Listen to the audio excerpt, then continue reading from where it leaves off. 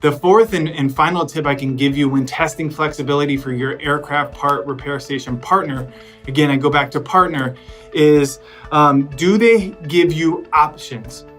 And they don't have to give you options on everything, but they should give you options on some things. So one could be, your Unit 1 BER, we have an exchange unit available, or we don't have this particular piece part for whatever reason, but these are the options 1, 2, and 3.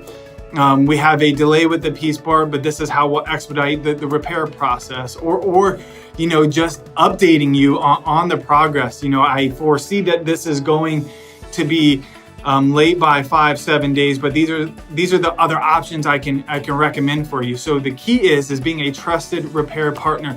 It's not just to put your part into a repair queue and quote you and repair it and deliver it. They have to help you solve your operational goals, and that becomes a lot more complicated, especially if you have 1, 2, 3, 10, 20, 30 repairs you need every single month.